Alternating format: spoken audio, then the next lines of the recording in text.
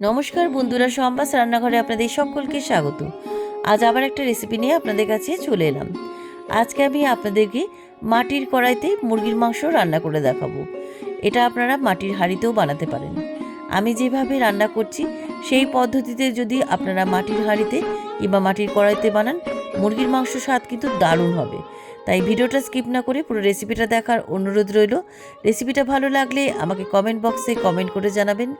ভালো লাগলেই like বাটনটাও press করে দেবেন, আর আপনাদের বন্ধুদের মধ্যে আমার ভিডিওটাকে শেয়ার করে দেবেন। আর আমার নতুন বন্ধুদের কাছে অনুরোধ, আমার চ্যানেলটাকে সাবস্ক্রাইব করে পাশে থাকবেন। আর আমার চ্যানেলে নতুন নতুন রেসিপি দেখার জন্য পাশে থাকা ছোট্ট বেল আইকনটাও প্রেস করে দেবেন। চলুন আর কথা না বাড়ি, কীভাবে আজকে মাটির কড়াইতে মুরগির মাংস রান্না করছি রেসিপিটা দেখে নেওয়া যাক।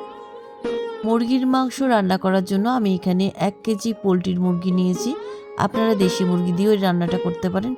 এবারে মুরগির মাংসটাকে পরিষ্কার করে ধুয়ে নিয়ে আপনাদের কাছে ফিরে আসছি।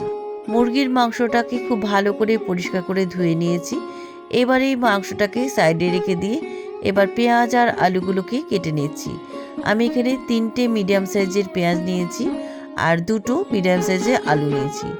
এবার আমি পেঁয়াজ আর আলুগুলোকে কেটে নিচ্ছি। প্রথমে আমি আলুর খোসা ছাড়িয়ে আলুগুলোকে 2 টুকরো করে কেটে নিচ্ছি।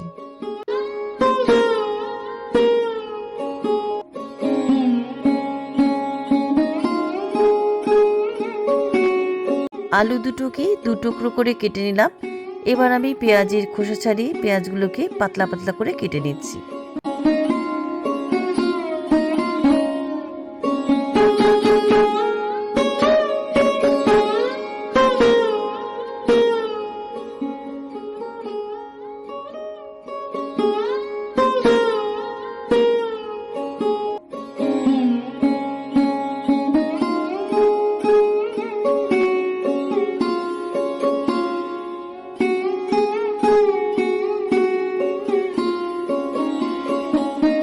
পেঁয়াজের খোসা ছাড়িয়ে পেঁয়াজগুলোকে পাতলা পাতলা করে কেটে নিয়েছি।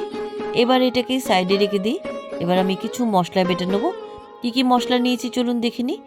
নিয়েছি এখানে 4টে শুকনো লঙ্কা, 1 টেবিল চামচ গোটা ধনে, আর নিয়েছি 1 টেবিল চামচ গোটা জিরে, আর নিয়েছি এখানে আমি 3 ইঞ্চি আদার টুকরো, আদাগুলোকে কুচিয়ে রেখেছি, আর নিয়েছি 8টা কাঁচা লঙ্কা, আর নিয়েছি 20 কোয়া রসুন।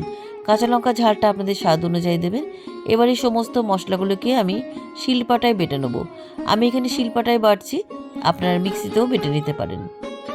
এবার এই সমস্ত মশলাগুলোকে আমি সামান্য একটু জল দিয়ে বেটে নিচ্ছি।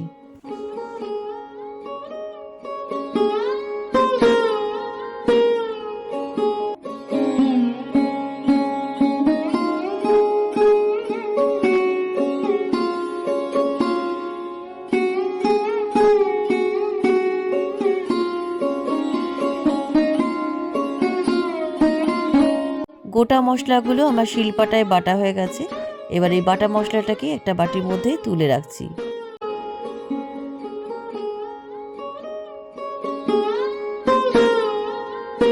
বাটা মশলাটা বাটির মধ্যে তোলার পর আমি আদা রসুন কাঁচা লঙ্কাটাও শিলপাটায় বেটে নিচ্ছি।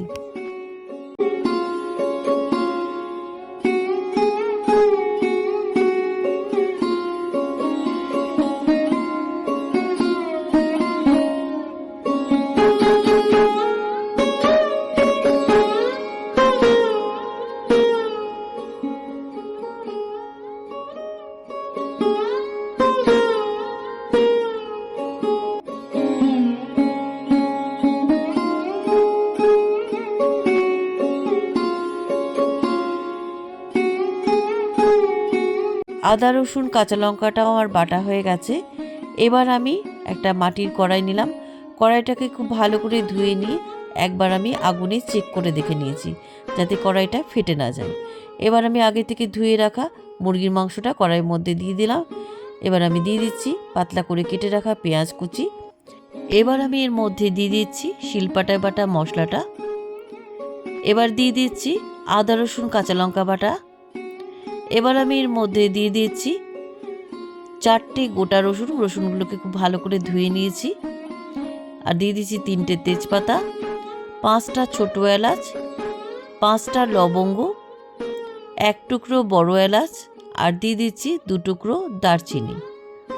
আর দিয়ে দিচ্ছি 4টে শুকনো লঙ্কা, আর দিয়ে দিচ্ছি 5টা কাঁচা পাকা লঙ্কা। এবার আমি এর মধ্যে দিয়ে দিচ্ছি আগে থেকে কেটে রাখা আলুর টুকরো। এবার আমি দিয়ে দিচ্ছি 1 টিস্পুন হলুদ গুঁড়ো। এবার আমি দিয়ে দিচ্ছি পরিমাণ মতো লবণ। লবণ দেওয়ার পর আমি এর মধ্যে দিয়ে দিচ্ছি 1 টিস্পুন গরম মশলার গুঁড়ো। গরম মশলা গুঁড়ো দেওয়ার পর আমি এর মধ্যে দিয়ে দিচ্ছি 1/2 কাপ সর্ষের তেল। সর্ষের তেলটাকে ফুটিয়ে গরম করে নিয়েছি। সর্ষের তেলটা কিন্তু কাঁচা দেবেন না, অবশ্যই কিন্তু ফুটিয়ে গরম করে দেবেন।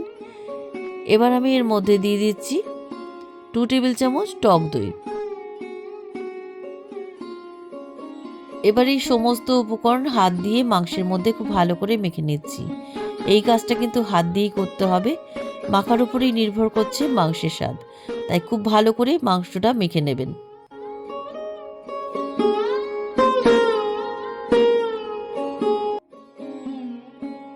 মাংসটা হাত দিয়ে খুব ভালো করে আমি মেখে নিয়েছি। এবার এই মাংসটাকে আমি 1/2 ঘন্টা ম্যারিনেট করে রাখছি। খুব বেশিক্ষণ ম্যারিনেট করে রাখার প্রয়োজন নেই, ঢাকা দিয়ে আমি 1/2 ঘন্টা ম্যারিনেট করে রেখে দিচ্ছি। মাংসটা আমার 1/2 ঘন্টা ম্যারিনেট করা হয়ে গেছে। এবার এই মাটির কড়াইটাকে আমি গ্যাসে বসিয়ে দিচ্ছি। আমি এখানে গ্যাসে রান্না করছি, আপনারা মাটির উনুনেও রান্না করতে পারেন। মাটির উনুনে রান্না করলে আরও স্বাদ হবে।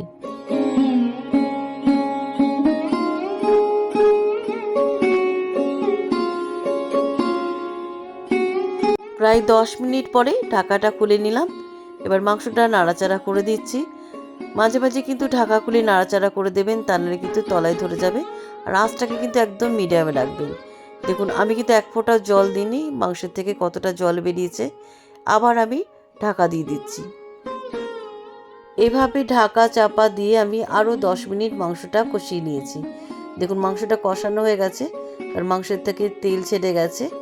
এবার আমি এর মধ্যে পরিমাণ মতো গরম জল দিয়ে দিচ্ছি, যাতে আলু আর মাংসগুলো সেদ্ধ হয়ে যায়। খুব বেশি জল দেওয়ার প্রয়োজন নেই, যাতে আলু আর মাংসগুলো সেদ্ধ হয়ে যাবে সেই রকম পরিমাণ মতো জল দিয়ে দেবেন। মাংসের মধ্যে জলটা খুব ভালো করে মিশিয়ে দিয়ে এবার আমি ঢাকা দিয়ে আলু আর মাংসগুলোকে আরও 10 মিনিট সেদ্ধ করে নিচ্ছি। আরও 10 মিনিট পরে ঢাকনাটা খুলে নিলাম। দেখি মাংস আর আলুগুলো সেদ্ধ হয়েছে কিনা। মাংস আর আলুগুলো একদম সুসেদ্ধ হয়ে গেছে। এবার মাংসটা নামাবার আগে 1 চামচ গাওয়া ঘি দিয়ে মাংসের মধ্যে খুব ভালো করে মিশিয়ে এবার গ্যাস থেকে আমি কড়াইটা নামিয়ে নিচ্ছি। কেমন লাগলো আজকের মাটির কড়াইতে সহজ পদ্ধতিতে মুরগির মাংসের রেসিপি? আপনারাও বাড়িতে মাটির কড়াই কিংবা মাটির হাঁড়িতে এইভাবে একবার মুরগির মাংস রান্না করে খেয়ে দেখুন। খেতে কিন্তু দারুণ সুস্বাদু হয়। ভাত রুটি সব কিছুর সাথে এই রেসিপিটা চলে যাবে। রেসিপিটা কেমন লাগলো আমাকে কমেন্ট করে জানাতে ভুলবেন না। ভালো লাগলে লাইক বাটনটাও প্রেস করে দেবেন, আর আপনাদের বন্ধুদের মধ্যে আমার ভিডিওটাকে শেয়ার করে দেবেন। আর আমার নতুন বন্ধুদের কাছে অনুরোধ, আমার চ্যানেলটাকে সাবস্ক্রাইব করে পাশে থাকবেন। আর আমার চ্যানেলে নতুন নতুন রেসিপি দেখার জন্য পাশে থাকা ছোট্ট বেল আইকনটাও প্রেস করে দেবেন। আজ তাহলে চলি, আবার একটা নতুন দিনে নতুন রেসিপি নিয়ে আপনাদের কাছে চলে আসব। সবাই ভালো থাকবেন, সুস্থ থাকবেন। ধন্যবাদ।